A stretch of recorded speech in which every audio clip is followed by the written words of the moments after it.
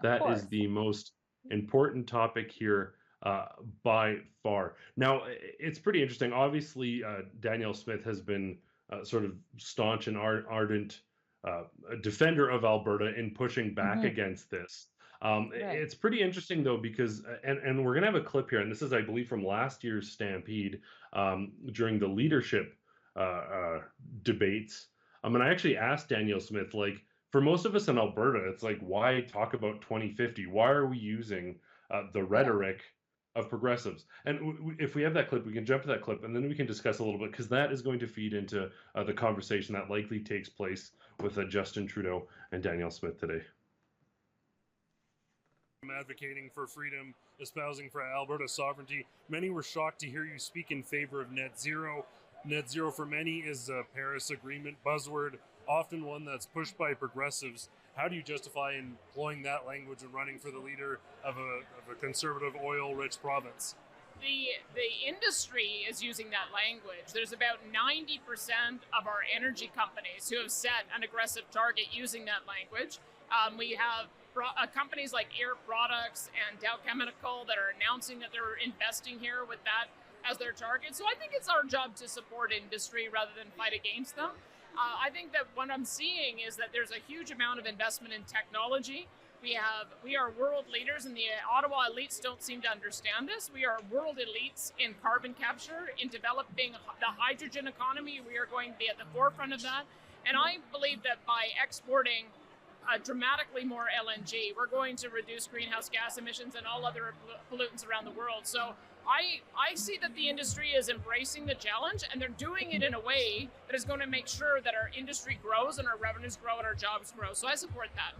So now, do you find, I get playing ball and trying to go along with the industry, but do you believe that employing the language of radical environmentalists, even if the industry is doing it, participating in carbon scheme, is in a way, whether it's direct or tacit, sort of ramping up this broader eco language and broadening outreach for groups like the World Economic Forum that use the exact same language? I guess it's been fairly routine to have that language. I've been in business advocacy for 2 years, and it's fairly routine for business advocates to be using that term. Part of the problem that we're facing is that the divestment movement has been targeting our industry, and our industry has had to demonstrate that they have good environmental standards, good social standards, good governance factors, and those are the things that that industry is doing to attract capital here. So that's the most important thing, is to make sure that capital gets attracted. I agree with you. I'm trying to use these hypercharged language. Maybe we shouldn't use them, but the goal of reducing emissions and the goal of being able to demonstrate that we're environmentally responsible, everybody's on board with that. So, and just a really quick follow-up, are countries like Iran, Saudi Arabia, Venezuela playing those same games when they sell oil? They have government-owned industries, and so they have their own ability to finance themselves. And that's part of the reason we've got to look at how we can be more self-sufficient. If we can repatriate our Alberta pension plan, maybe we can support our industry here with our own dollars. As long as we remain reliant on the international community for investment dollars, the industry... Yeah, so that was kind of the part I wanted to touch on there. One thing that I do really like about Danielle Smith compared to other politicians is Hmm. like she knows she's on camera. And this Yeah. this kind of goes back to her time in radio, but she's like, maybe we shouldn't be using that language. I Right. completely understand because of federal pressures. Like, I don't think these industries want to be playing these games. The OPEC distributors and some of these other distributors, they are not playing these games.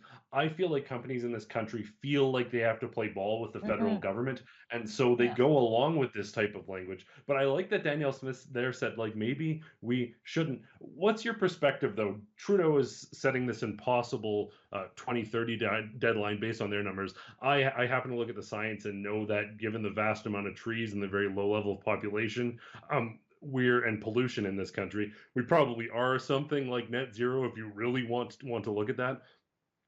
And then Well, Danielle Smith's 2050 deadline. What's your perspective on this? Yeah, I agree with you. And again, it's always like, why is there so much focus on this area when there's other countries that are definitely doing way more when it comes to emissions? I like that Danielle Smith has a reasonable approach and answer. I like that she's answering questions from you, Rebel News. So that says a lot right there. But you're right. She seems really down to earth, and she also relates it to her experience. Like she says, she's been a part and realizes that language has been pretty common. But what's the root of the language? Why is that common? And that's what, people are too busy to kind of look into or think about. But really, that's my issue with 2030. Why is it 2030? Is it feasible? Yeah. Who wants it to be 2030? Is it a Canadian initiative? Is it a foreign initiative? And is it realistic for every province? And so she's right to say, everybody's in agreement to work towards this goal, but the hard, fast WEF 2030 and even 2050, I'm not a fan of.